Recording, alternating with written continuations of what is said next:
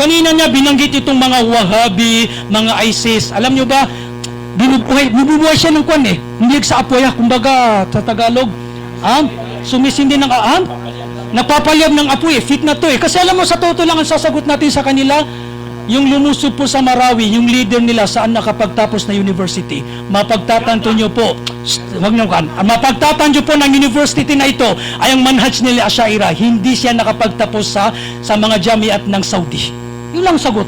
Sinong leader nila? Saan nakapagtapos? Manhaj ng Ashari. So wag mong sabihin na ang mga ISIS may kaugna, ang mga Wahhabi ugnayan sa ISIS. Kayo ang nagpaparatang yan. Hatu burhanakum in kuntum sadikin. No, wag kayo magparatang sa amin ng mga ganyan. Subhanallah, na walang katibayan. Okay? Kaya yan lang lamang, yung naging leader na lumusob sa Marawi, saan nakapagtapos? Saan nakapag-aral? Mapagtatanto niyo, hindi sa Saudi, kundi sa manhaj na ang university, manhaj ng Ashaira. Okay?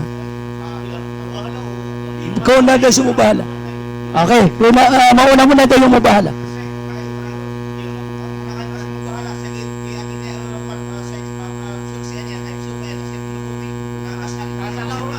Salamat. Ibang ano yan, ibang ano. Dito lang po. Okay. Binanggit niyo yung mauti eh, kasi sinagot ko lang. Okay. Dinagot nila yung maudo. Pinaparatangan tayong Salafi na ISIS, may connection sa ISIS. Kasama ang batayan ninyo. Okay. So, ganito. Kung ano po yung nandito. Yun ang pyro. Hindi kasama sa mubahala. Kung ano yung topic, yun lang ang mubahala natin. Ganito. Huwag kayong lalabas. Makinig mo na kayo sa moderator. Okay. May moderator tayo. O ganito. Papayag pa kayo na makipagmubahala na totoo ang mga mauti sa Lafia. Papayag kayo. Hindi yan napirmahan, Ustad. Hindi yan na ba? Ibig ko sabihin, kung patulad, kung paano natin, hindi natin yun, Ayap mo bahala niyo na, so pimbibitira yan niyo, kaya kasadan, at bububahala. Huwag kayong kwan, itadivert nila po. Babagin nila, huwag kayong kwan. Binanggit ko lang yun, para sabihin natin na hindi kasama yun sa ano, hindi kasama yun. Sa mubahala. Mauna po ang ating buting sheikh, no? Yung kanyang, nakasulat mo dyan yung pahayag ng mubahala. Kahit inukuno to miyalo eh. Kasi ang ginagawa ino sa akin, katatanto niya to, inukuno niya katiro. Okay, so sige po, huwag mo na. Okay, huwag na po natin yan isang sana. Ano po yan, private ano na lang po yan, usapin. Hindi ka, kuwang bun ka. Mapasat yung mubahala, ang kabut-kabut. Okay. Huwag. Huwag. Hindi ka bugay ka sa musawir. Ayaw musawir ang ani, Maria Idol, kasi dago-dago ko,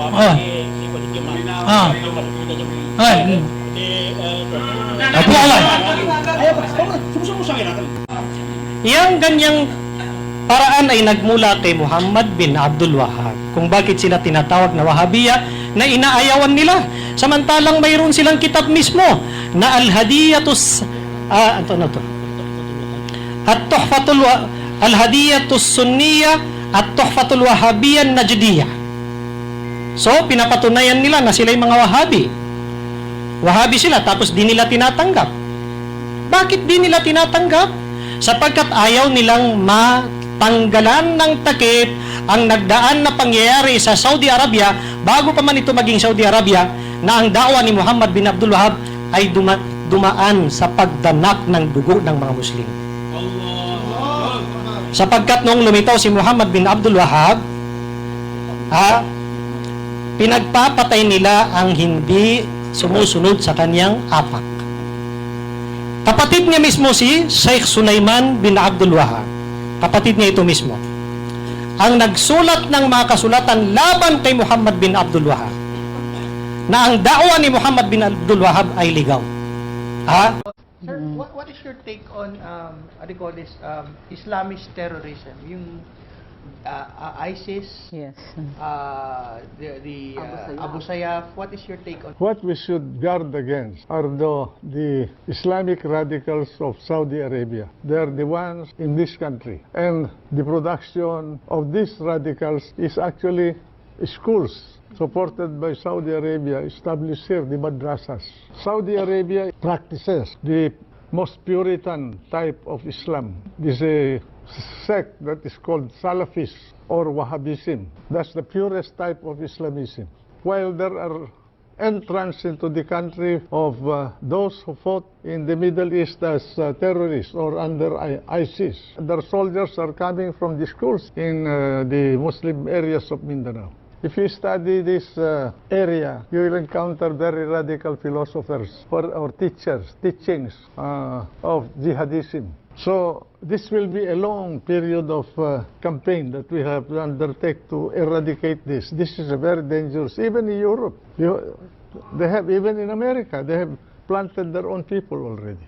Sir, you said martial law is not applicable now, but it is in Mindanao. As I said beforehand, martial law is provided by the people in their constitution to be used by any president at any time in the life of the country when there is...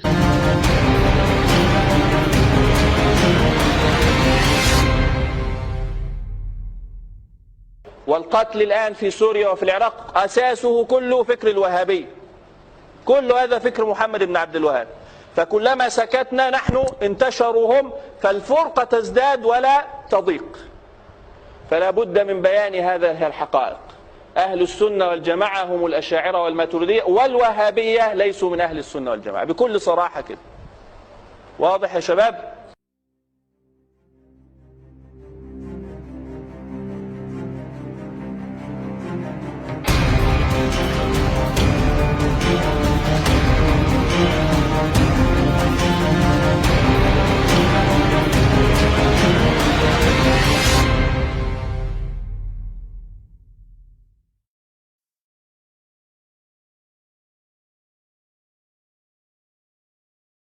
داعش نتاج الصحوة في تقدير عادل الكلباني؟ هي لا شك لا شك. عبرت تعبير آخر، قلت داعش نبتة سلفية. نبتة سلفية هي شلون؟ كيف نبتة سلفية؟ هم يستدلون، شوف يعني بعض الأخوان يقول لك أن صناعة استخباراتية وصناعة. الاستخبارات لا تنشئ شيئا جديدا، هي تستغل الموجود. فهم يعني هم استغلوا من يحمل ذلك الفكر. الفكر الذي تحمله داعش فكر سلفي، ليست إخوانية وليست قطبية وليست صوفية وليست أشعرية. يستدلون بما في كتبنا نحن وفي مبادئنا نحن، ولأجل هذا ستجد أن أكثر من ينقدها لا ينقد فكرها، هو ينقد فعلها. نحن نريد ننقد الفكرة التي بنت عليها، اللي هي مثلا المرتد. لماذا لا نتكلم فيه ونوضحه ونجعل من يقيم الحد عليه ومن إلى آخره. نحن لا نناقش فقط أن طريقة القتل وهذه وحشية وتسيء إلينا عند العالم، تسيء إلينا يعني لو قتلناه بطريقة لا تسيء إلينا لا بأس، نعتقد أن هذا. فإذا الفكرة الأصلية والمنبت الأصلي منبت سلفي. نعم قد تأتي الاستخبارات أو دول أخرى مستفيدة وتنمي هذا وتسهل لهم الأمور، تعطيهم، وهي لا شك مدت بأسلحة ومدت بعتاد وترك لها مجال رحب لتسير في الأرض.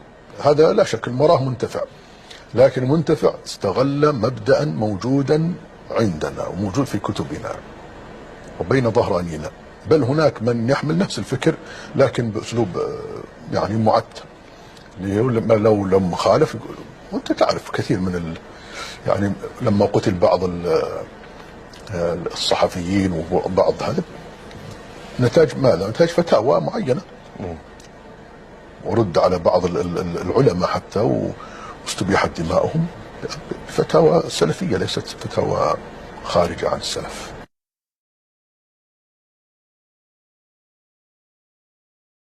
يستفاد من قوله صلى الله عليه وعلى آله وسلم: إنه من يعش منكم فسيرى اختلافا كثيرا فعليكم بسنتي. أنه إذا كثرت الأحزاب في الأمة لا تنتمي إلى حزب. هنا ظهرت طوائف من قديم الزمان: خوارج، معتزلة، جهمية، شيعة، بل رافضة، ثم ظهرت أخيرا إخوانيون وسلفيون وتبليغيون وما أشبه ذلك. كل هذه الفرق اجعلها على اليسار وعليك بالأمام، وهو ما أرشد إليه النبي صلى الله عليه وعلى آله وسلم: عليكم بسنتي وسنة الخلفاء الراشدين. ولا شك أن الواجب على جميع المسلمين أن يكون مذهبهم مذهب السلف، لا الانتماء إلى حزب معين يسمى السلفيين. الواجب أن تكون الأمة الإسلامية مذهبها مذهب السلف الصالح، لا التحزب إلى من يسمى السلفيون. انتبهوا للفرق، هناك طريق سلف وهناك حزب يسمى السلفيون. المطلوب ايش؟ اتباع السلف. لماذا؟ لأن الإخوة السلفيين هم أقرب الفرق للصواب لا شك، لكن مشكلتهم كغيره أن بعض هذه الفرق يضلل بعضا ويبدعه ويفسقه، ونحن لا ننكر هذا إذا كانوا مستحقين، لكننا ننكر معالجة هذه البدع بهذه الطريقة. الواجب أن يجتمع رؤساء هذه الفرق ويقولون بيننا كتاب الله عز وجل وسنة رسوله، فلنتحاكم إليهم لا إلى الأهواء والآراء ولا إلى فلان أو فلان. كل يخطئ ويصيب مهما بلغ من العلم والعبادة. So, to respond to part one of your question, I have to admit I no longer consider myself to be a follower of Ibn Abdul Wahhab, where I used to 15 years ago. But 10 years ago, around 10 years, or more than a decade ago, facts became clear to me that, and I said, and the fault is my own, but I will say third wave Najdi Da'wah sanitizes first wave Najdi Da'wah. And that's why the average third wave Najdi Da'wah student is in denial. No, Ibn Abdul Wahhab didn't consider himself to be the only Muslim group in the world. Yes, he did. Go read his writings and look at what he did. Look at his level of understanding when he said, and this is quoted from his writings, when he said, no one understood Tawheed, including any of my teachers, before I came along. This is what he himself says in his own writings. This is a level of fanaticism, and the takfir is a level of neo-Kharijism that I simply cannot tolerate. To consider the entire ummah to be kafir and mushrik other than yourself is not mainstream Islam. And so I believe that I was taught a version of his da'wah. That's Salaf. Then leave Salafis and go to the way of the Salaf. This is what Shaykh Ibn Uthaymeen told us.